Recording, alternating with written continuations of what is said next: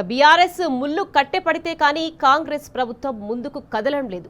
తాజాగా గులాబీ party deputy floor leader Harish Rao హెచ్చరికతో దేవాదుల పంపులను రేవంత్ సర్కార్ ఆన్ చేసింది. 9 పంపులతో 2000 క్యూసెక్కులకు పైగా నీటిని ఎత్తిపోస్తున్నది. బీఆర్ఎస్ వెంటపడి ఒత్తిడి తెస్తే గానీ కాంగ్రెస్ ప్రభుత్వంలో చేరడం రావడం లేదని మరోసారి రుజువైందంటూ చర్చ జరుగుతోంది.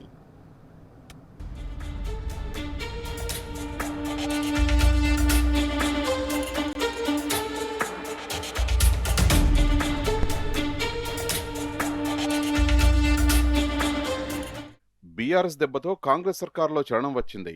గులాబీ party deputy floor leader Harish Rao హెచ్చరికతో రేవంత్ రెడ్డి ప్రభుత్వం దేవాదుల ప్రాజెక్టు 3 ఫేజ్లలోని 10 పంపులకు గాను 9 పంపులను బుధవారం ఆన్ చేసింది. ఫేజ్ 1, ఫేజ్ 2లో 2 చొప్పున 4 పంపులు, ఫేజ్ 3లో 5 పంపులు, ఇలా 9 పంపుల ద్వారా 2060 క్యూసెక్ల నీటిని పంపింగ్ చేస్తున్నది. తెలంగాణ తొలి సీఎం కేసీఆర్ మీద కోపంతోనే రేవంత్ సర్కార్ మేడిగడ్డను పడావు పెట్టిందని ఈ నెల 12న హరీష్ రావు ప్రభుత్వాన్ని నిలదీశారు. బీఆర్ఎస్ పై అక్కసుతోనే కన్నెపల్లి నుంచి నీటిని పంపింగ్ చేయలేదని, కానీ దేవాదులలోని పంపులను ఎందుకు ఆన్ చేయరని నిగ్గదీసి అడిగారు. దీంతో ఆ తెల్లారే ఉప ముఖ్యమంత్రి బట్టి విక్రమార్క, నీటిపారుదల శాఖ మంత్రి ఉత్తమ్ కుమార్ రెడ్డి, వరంగల్ ఉమ్మడి జిల్లా ఇన్ఛార్జి మంత్రి పొంగులేటి శ్రీనివాసరెడ్డి దేవాదులలో పర్యటించారు. ప్రాజెక్టు కింద ఉన్న 22 రిజర్వాయర్లు నింపుతామని ప్రకటించారు.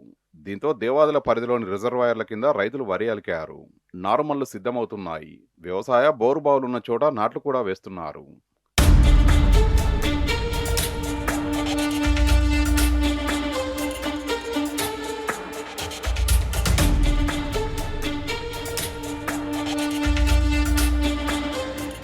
ములుగు జిల్లా రామప్ప చెరువు తూములను నీటిపారుదల శాఖ మూసేసింది. రామప్ప చెరువు కింది రైతులు కొంతమంది మాజీ మంత్రి హరీష్ రావుకు తమ గోడు వెళ్లబోసుకున్నారు. దీంతో మరోసారి ఆయన హైదరాబాద్లోని తెలంగాణ భవన్లో సమావేశం నిర్వహించారు. దేవాదుల పంపుల్ని ఆన్ చేయాలని డిమాండ్ చేశారు.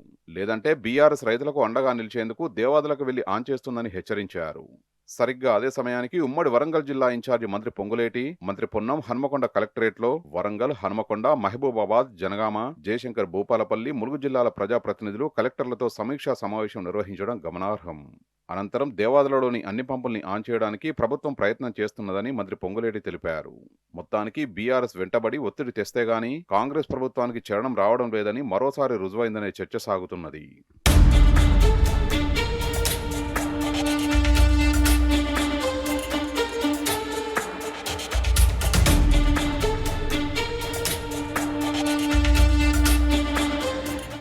బీఆర్ఎస్ వరుస ఒత్తిళ్ల కారణంగా దేవాదులలోని 10 పంపులకు గాను 9 పంపులు ఆన్ అయ్యాయి.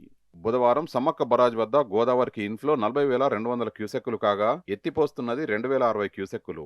అంటే 38,140 క్యూసెక్కుల నీరు దిగువకు వెళ్తున్నది. మొత్తానికి ఈ సీజన్లో ఈ నెల 3 నుంచి 22 వరకు ప్రభుత్వం ఎత్తిపోసింది కేవలం 2.21 టీఎంసీలే. దేవాదుల పరిధిలోని 22 రిజర్వాయర్లలో 38.16 టీఎంసీలను ఎప్పుడు ఎత్తిపోస్తుంది? ఆ ఎత్తిపోసిన నీళ్లను రిజర్వాయర్లలో నింపి వాటి కింది రైతులకు అందిస్తుందా అంటే ములుగు జిల్లా పాలంపేటలోని రామప్ప చెరువు కింద రైతులకు ఈసారి నీళ్లు ఇవ్వబోమని నీటిపారుదల శాఖ ఈ చెరువు తూముల్ని బంద్ చేసింది. దీంతో రైతులు ఆందోళన బాట పట్టేందుకు సిద్ధమవుతున్నారు. కాంగ్రెస్ ప్రభుత్వం రైతులకు భరోసా ఇవ్వడం వల్లే రైతులు వరికి సిద్ధమయ్యారని, భరోసా ఇచ్చినట్టు నీళ్లు ఇస్తే సరే, లేదంటే సర్కారుకు ఉరేనని వరంగల్ ఉమ్మడి జిల్లా బీఆర్ఎస్ నేతలు అల్టిమేటం జారీ చేయడం గమనార్హం.